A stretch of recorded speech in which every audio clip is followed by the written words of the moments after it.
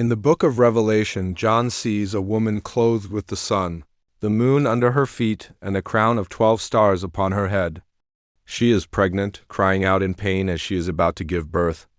In Genesis 37, God gave Joseph a dream. The sun, moon, and 11 stars bowed down to Joseph. Jacob immediately understood the meaning the sun represented himself, the moon his wife, and the stars their sons, the 12 tribes of Israel. That same imagery appears again here in Revelation 12, unmistakably pointing us to Israel as a nation, not an individual woman. This woman represents God's covenant people, through whom the Messiah would come. John continues by telling us that the woman gives birth to a male child, who will rule all nations with a rod of iron. The child is Jesus, born through Israel in fulfillment of centuries of prophecy. John also sees a great red dragon, having 7 heads and 10 horns, waiting to devour the child as soon as he is born. This dragon is later clearly identified as Satan, the ancient serpent, the deceiver of the whole world. This is a prophetic replay of Satan's long war against God's redemptive plan, from Pharaoh killing Hebrew babies, to Herod ordering the massacre in Bethlehem, to the cross itself. Yet the dragon fails.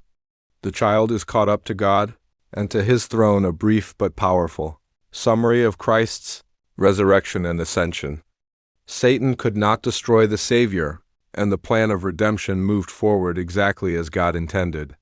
The woman flees into the wilderness, to a place prepared by God, where she is protected for 1,260 days. This period, 3.5 years, appears repeatedly in Bible prophecy and is closely tied to the final tribulation period described by Daniel and Jesus himself. This flight into the wilderness does not describe ancient Israel alone, nor does it end at the birth of Christ. It points forward to a future time when Israel will face intense persecution, yet will be supernaturally preserved by God. John then reveals war in heaven. Michael and his angels fight against the dragon, and Satan is cast down to the earth.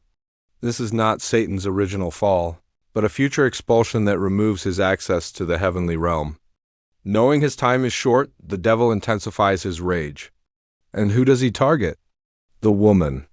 Satan persecutes Israel with renewed fury, but God intervenes again. The woman is given wings like a great eagle, a phrase echoing God's words in Exodus when he said, He carried Israel on eagle's wings out of Egypt. Once again, God rescues his covenant people, protecting them in the wilderness from the serpent's flood of destruction.